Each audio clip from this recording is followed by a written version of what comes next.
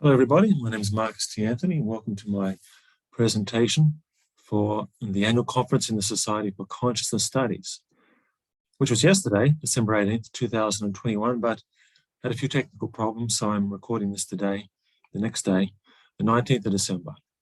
So my talk is called Embodiment, Classical Intuition, and the Future of the Metaverse, which is a very topical issue right at the moment. So this basically, I think 7 parts of this presentation. The first part is I'm going to just mention a bit about myself. Then I'm going to mention a little bit about critical future studies, the context, which is about the metaverse, embodiment, and the crisis in sense-making. I'm going to outline what I call deep futures and money and machines futures, integrated intelligence and the extended mind. Then I'm going to introduce 4 scenarios, which is something that futurists tend to like to. Those scenarios will be about the future of the metaverse. And in my conclusion, I'm going to talk about rediscovering the authentic self in relation to the metaverse. Okay, so I think it is a bit important to mention something about myself. It's rather important. I work in China at the moment. I've been working in China for the last 5 years. 5.5 years, and I've been coming and going from China for, well, since 1999, really. And I teach future studies and sense-making in the digital age, the Fourth Industrial Revolution, and a few other programs at the Beijing Institute of Technology in Zhuhai, which is near, not far from Hong Kong, actually. And I'm a regular presenter for the Asia Pacific Futurist Network. So Zhuhai is about 1 hour by boat from Hong Kong. If you go across this large, very long bridge, which I believe is the longest bridge in the world, you'll end up in Hong Kong in about 30 minutes. And Zhuhai is right on the coast. So it's a very scenic place and desirable place to live. So that's where I am at the moment. So because I'm talking about the future of the metaverse in relationship to the body, and intuitive intelligence, I really need to tell you a little bit about my story. Before I do that, though, I should mention, I'm not going to mention or talk about every single piece of information that's on my slides. If you want to, you can stop this presentation and read the slides if you want to, but I'm not just going to read the slides because there's a bit too much information on them. And if you want more details, you can stop them and have a look. Otherwise, I'm just going to mention the main things. So forgive me if I skip over a few things that are actually written on the slides. So at the age of 26, which was more than half a lifetime ago now, I had what I would call an awakening experience, which wasn't a classical non-dual experience. It was more involved the opening of intuitive intelligence. And very specifically, it was the opening of the third eye. I'm not going to go into what that entailed, but basically it meant that I began to experience visionary states, and mostly through meditation, light trance states. I also recorded dreams for many years. And as I gleaned the information from these alternative sources of information, I found that I had access to a lot of information which might be considered illegitimate in mainstream circles, but which I strongly believe are legitimate forms of knowledge. Now, about 4 years later, I moved to New Zealand and I did a lot of healing work on my body, which I think really connected me to the somatic body, which is really the emotional body. That really helped my understanding of the intuitive mind also. When I was 35, I went to the University of the Sunshine Coast in Australia and started studying this more formally when I did my doctorate there. And I studied under Sohail Inayatollah, who's the UNESCO Chair in Future Studies. So I then studied it formally, so as well as the intuitive or first-person part of the experience of what I call integrated intelligence. And I employed that also in my research. So when I do research, I use my intuitive knowledge and processes in order to guide my research. And then I set about writing a few books and publishing around 50 articles, mostly in future studies. And so now I've ended up here in China in the Beijing Institute of Technology in Zhuhai.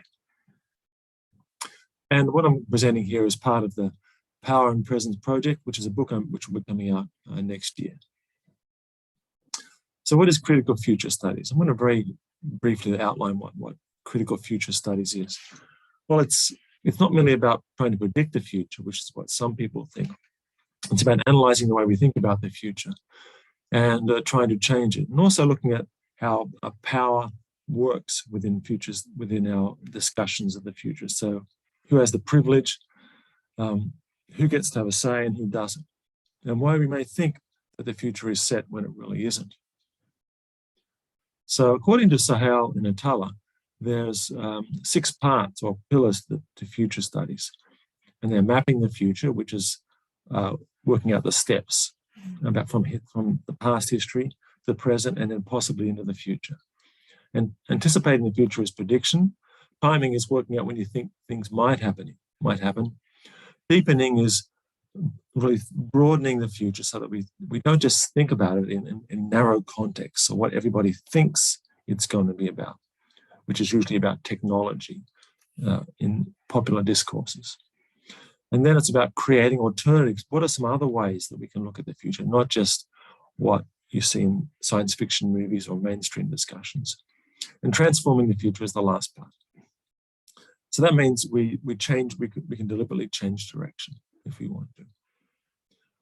Okay, so what is the context of this discussion I'm going to bring about the metaverse, embodiment, and the crisis in sense-making? I'm going to explain what that means. So in case you've been off the internet for 6 months, you may have seen this picture over here on the right-hand side, which is Mark Zuckerberg, the CEO of Facebook. And this is what I call, well, I would call it a meme, which is a very popular idea on the internet now, which is a lot of people are very critical about this idea of the metaverse. And they're worried that it may develop into some kind of dystopian future. So really, this is the race for the development and control of VR and AR. And it's not just about Facebook, there are other companies also involved. Okay. The criticism is basically that metaverse appears to be a monetized, all immersive environment. So basically, the fear is we're not going to be able to get out of it. Okay, so what is the relationship between the metaverse and our sense of embodiment, or our connection to the body, and especially to the intuitive knowledge that is associated with traditional forms of knowledge, especially in the awakening traditions? And into the future, what form is this likely to take? Can we actually readily access these kinds of intuitive processes in the metaverse? I know I can't really answer that question specifically, but I'm just going to look at some of the factors that may impact that as we go along and some of the scenarios. Okay, so in Mark Zuckerberg's metaverse, he intends to transform Meta, as Facebook was called, into a metaverse company over 5 years. So it'll be a 3D, all-immersive internet. And you'll be in the internet and you'll be part of it. And according to what he says, it'll be difficult to distinguish it from the real world. And he actually said in an interview in August of this year that there'll be no logging off, which of course rang a few alarm bells for some people. Now, Horizon's Workrooms is basically Meta's version of Zoom, which is what I'm using right now. It's like a 3D Zoom. So this is a big part of the metaverse, according to Facebook. So it includes work and business and entertainment. So it's all immersive and it's monetized. So, it's the plan is to engineer this. It's an augmented virtual reality. Money, economy, and media, entertainment all get put together in one virtual space. Okay, and Facebook isn't the only company doing this.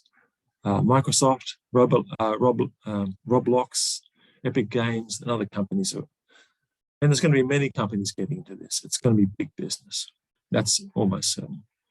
So the very probable future will involve something along these lines. How exactly it unfolds? Well, I'm suggesting that we have choices. And the context of this is that we're increasingly becoming cyborg organisms. Neuralink, for example, Elon Musk's Neuralink, is a company implanting chips into brains. And there are other companies working on brain machine interfaces. They're not all inserted into the head or the body. Some are just like caps around your skull. But it seems increasingly likely that this will be the future. We'll become more cyborg-like. So it appears we're becoming more disembodied and more disconnected from the somatic body and intuition.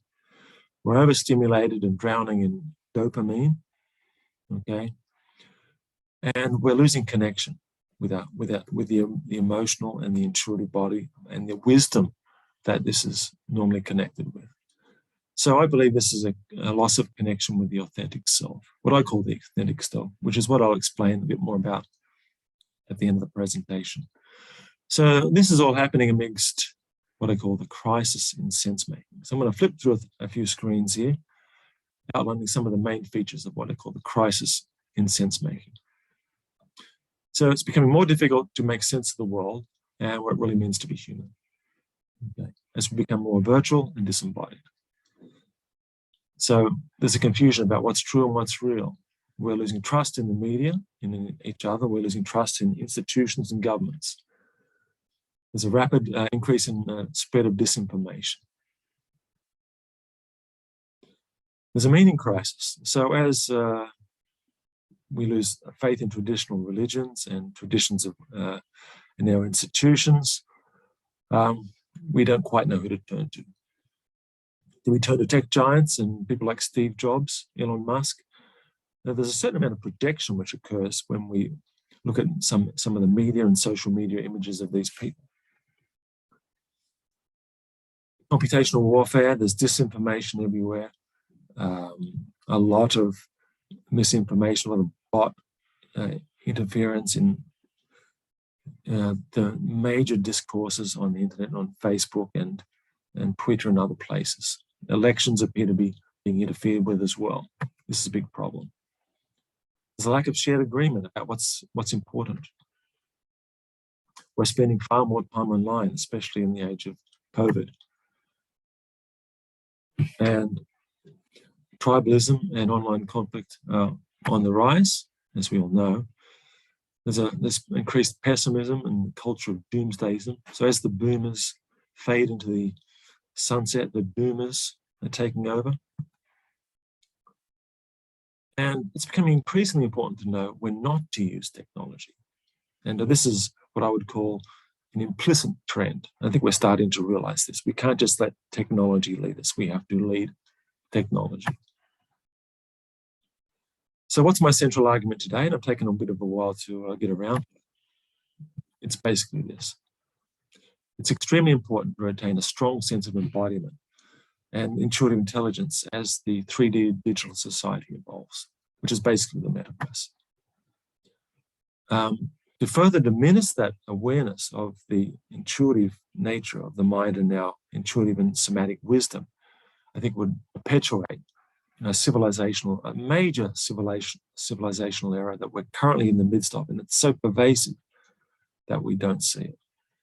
And it was part of, I'm not going to trace the history of that in this presentation, but we can think of it going back way through history, maybe through the scientific enlightenment and the Darwinian evolution and its rejection of the more romantic or embodied or nature-based cultures and ways of knowing, which I think are extremely important. I think science is extremely important, rationality extremely important, but we have to balance it. And if we keep doing this, I believe the results could be catastrophic. We need to establish ourselves in the authentic self and via embodied presence. That's my main argument. Okay, so the authentic self is the wiser or more present and grounded aspect of ourselves. And many of us don't experience this readily in the modern age. And it's something you can experience through deep presence and meditation and connection with nature. Okay, so it's the mindful relaxation in the present moment. Okay, what about deep futures versus money and machine futures? So this is a distinction that I've made in some of my research.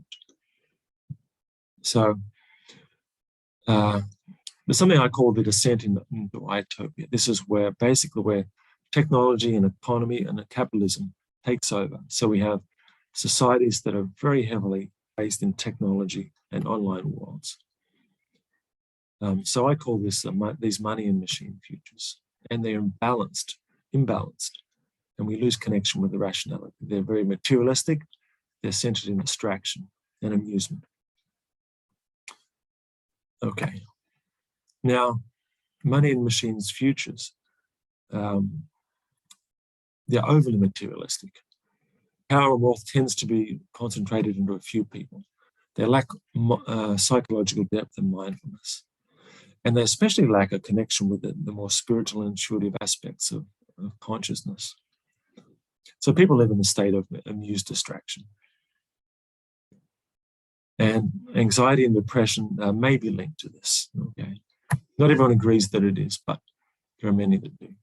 Deep futures, on the other hand, we can contrast with this. So to me, this is a more preferable future. We maintain the connection with material well-being, and there's nothing wrong in itself, I don't think, with wanting to have material assets. But we also need to connect with nature and sustainability. We need to look after the world, look after each other. We need psycho-spiritual perspectives. And we need to ask deeper questions about what it means to be human, okay? Okay, so that's deep futures. So what is integrated intelligence in the extended mind? Well, this is part of the deep futures that I'm talking about. So integrated intelligence, this is something I've been researching for a long time.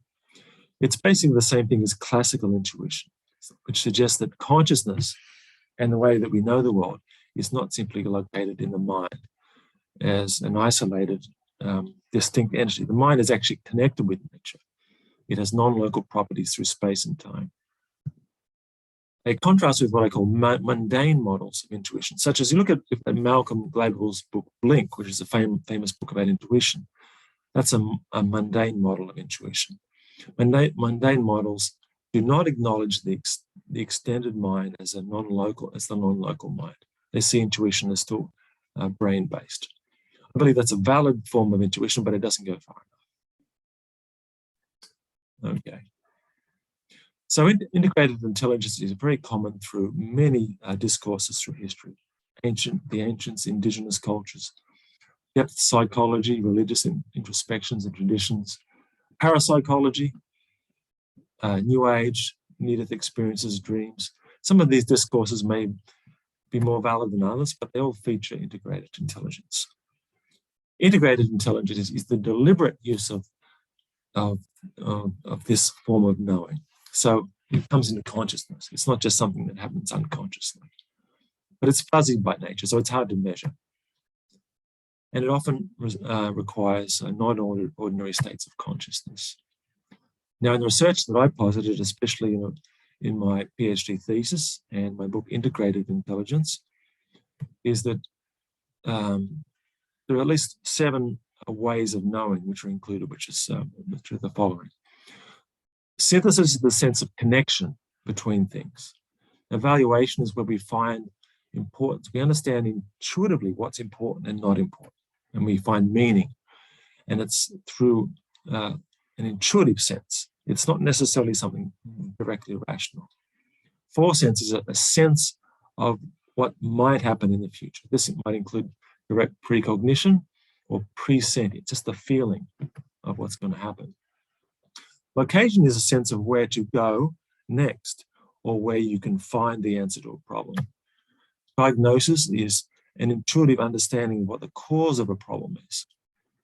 Deep empathy is really how we connect with other people, and we can feel and sense what they sense at a non-local innate respect. And also in inspiration and innovation and creativity, you often find the idea of integrated intelligence in those discourses. And all these things actually apply to mundane mainstream science models as well of intuition. But in integrated intelligence, they incorporate the non-local mind. Okay. So here are two models of the extended mind. So this is something I'm going to quickly go over. I'm not going to go through all the details of this. I'm just going to quickly skip over it. So this is really the difference between synchronization of the brain or brains and entanglement. And this is the difference really between mundane models of intuition and classical models of intuition. Okay, so there's some recent experiments and understandings in the extended mind. This is what I call model one. Okay, this is mainstream science. This is how our brains synchronize with each other and with cultures that we're embedded within. So our brains in this model are not just simply, our minds in this model are not simply located in our head, because what we say, what we do, how we act, synchronizes our brains with other people's brains in our own society, or the groups of people that we're immediately interacting with, okay? But this doesn't include non-local consciousness. It's purely mainstream science. For example, Ton Proes in Japan, he says that human brains are intimately connected, okay, at the neuronal level. Okay, so how we interact with other people structures the way our brains are shaped, and how we think and how they function internally.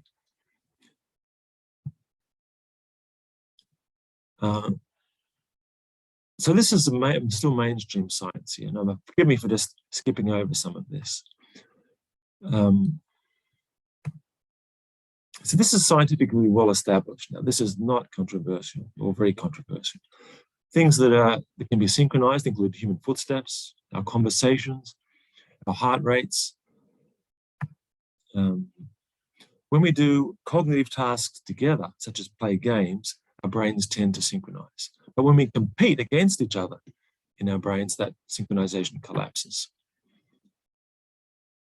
Okay, so there's alignment of neural frequencies in the brain when we work together. And this is demonstrated through, EEG, fMRI, FNIRS scans, all in support of this. For example, when pilots and co-pilots work together, people work together in completing puzzles. We can all see evidence of this.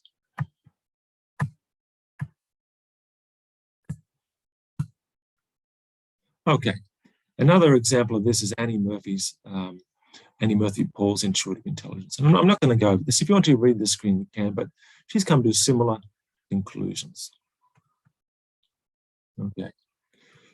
A good example experimentally of this mundane form of intuition, if you like, it comes from Antonio Damasio, who's a very famous neuroscientist at USC. In this game that was conducted virtually basically on computer screens, participants were given 2,000 virtual dollars and 4 decks of cards, and they had to pick cards from decks which were concealed, so the piles of virtual cards, right?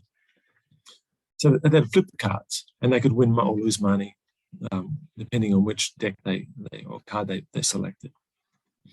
But the players weren't informed that decks A and B, out of the 4, had more penalties. So there were some decks that were loaded to be more punitive, and decks C and D were more positive, okay? You could get more money, basically, in the long run. So what happened in this game?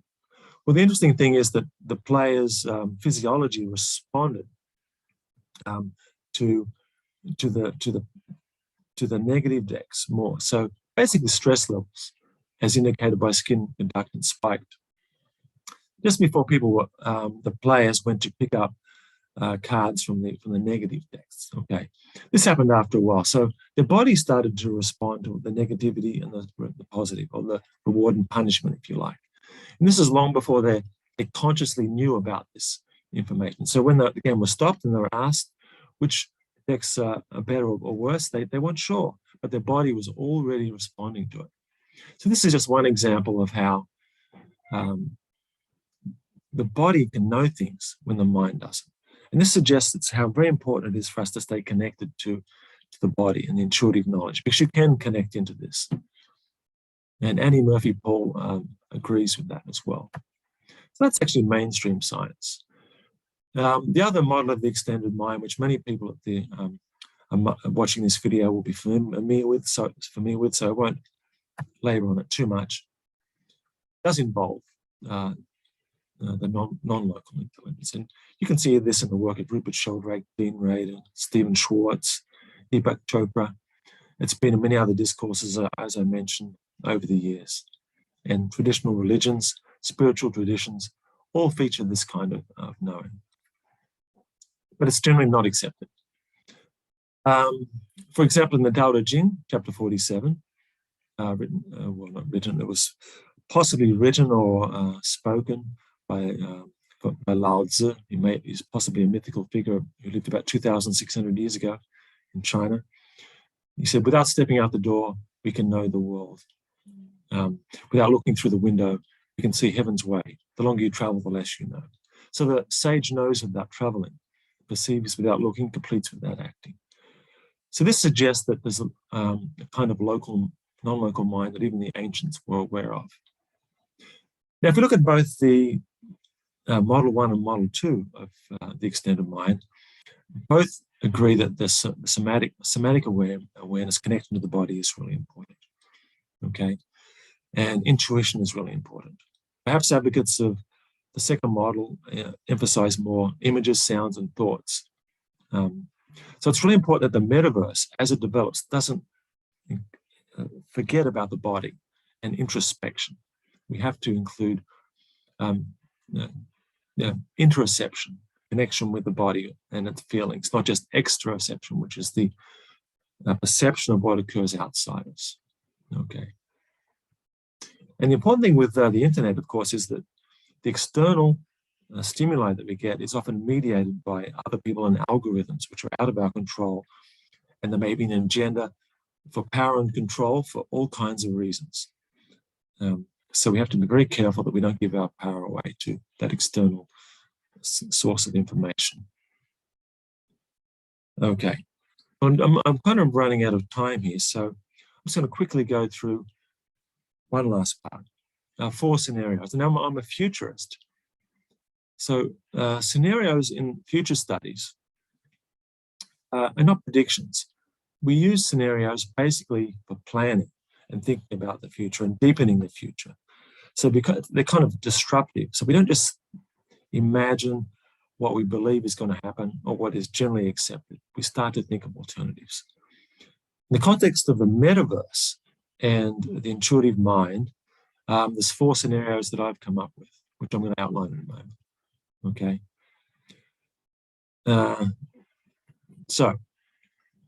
And they also help us to think clearly about undesirable futures. Which kind of futures do we want to go for? Okay. And scenarios also help us to stretch the mind. Okay. Now, one thing that was mentioned by Stephen Tai, who wrote a very good book, I think which is called Thinking Strategy or something like this. I forgot. It's in my last slide. Stephen Tai, who's a futurist. He points out that when we're thinking about futures, some of the scenarios may seem a bit crazy, but it's good to remember that not that long ago, the future that we experience now as the present would have appeared to be ridiculous to people from the past. And when we look at futures, say from, let's say, in medical practices, 150 years ago, doctors didn't even wash their hands. Not that long ago, doctors were advertising cigarettes. And this seems crazy to us today, but so it's important to include some more alternative futures. And we don't necessarily just dismiss scenarios because they don't seem plausible to us. Now, 2-factor scenarios is where you plot two factors against each other. And that's what I'm doing here with my scenarios. Okay. So one factor really should be something that's highly certain, and that's going to be the metaverse or metaverses, which I believe are very highly likely to occur and be more immersive in the near future. but also immersion in integrated intelligence, which is a less certain one, but I think important, and immersion in the somatic body. So I'm going to look at these two factors that are juxtaposed with each other. Okay, so it's the degree of immersion in the metaverse versus the degree of immersion in the body and integrated intelligence. So when I put these two together, so when I put immersion with the metaverse, okay, versus the intuition, I come up with these four. This is how I get these four scenarios. Okay.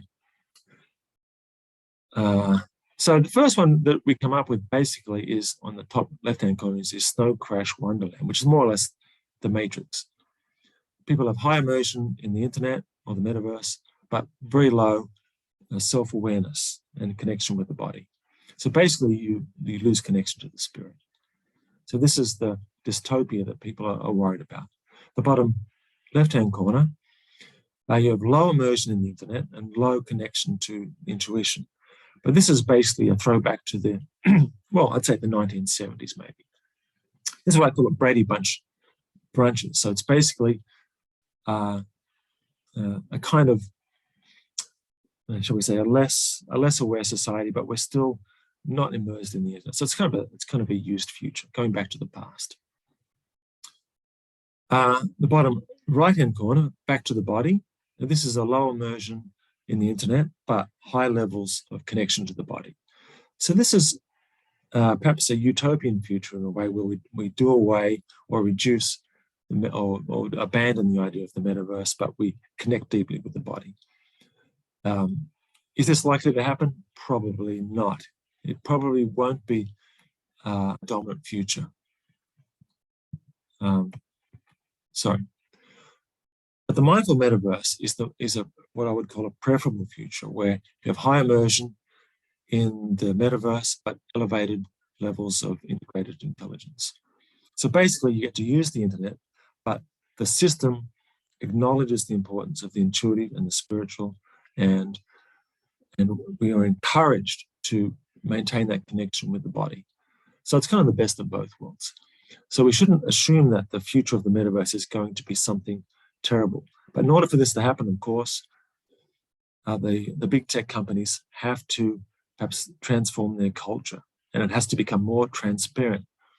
The value structures that are underpinned by the machinations of the algorithms have to become more transparent. Otherwise, it reverts back into Snow Crash Wonderland.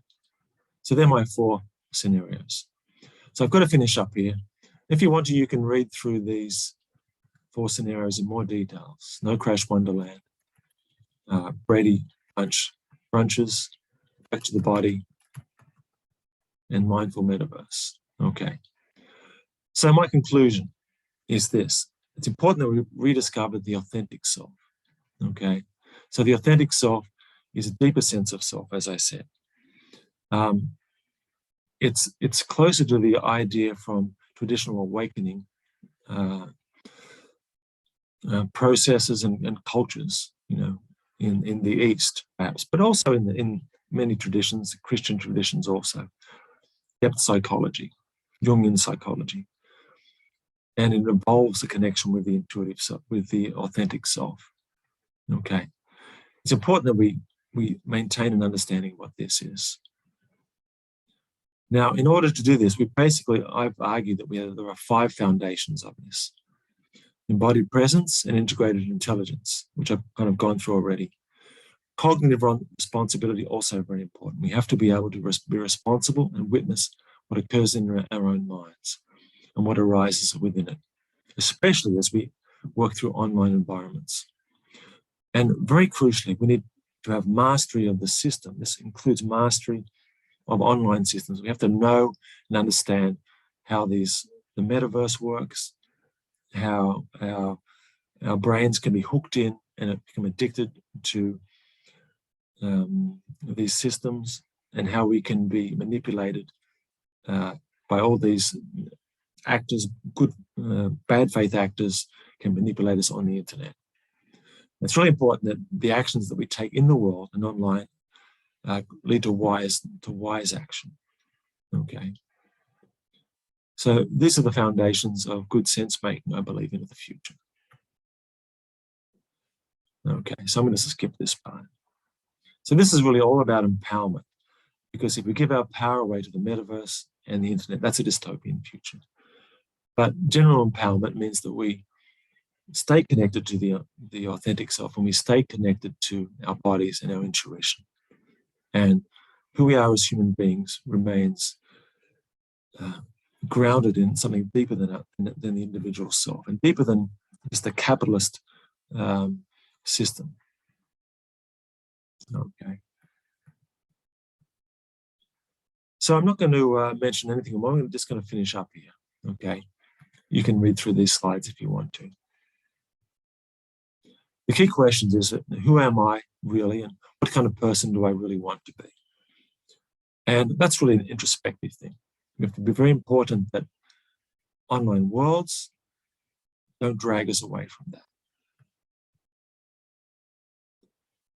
Okay, so there's a few references if you want to read them, and a few references for other writers and thinkers.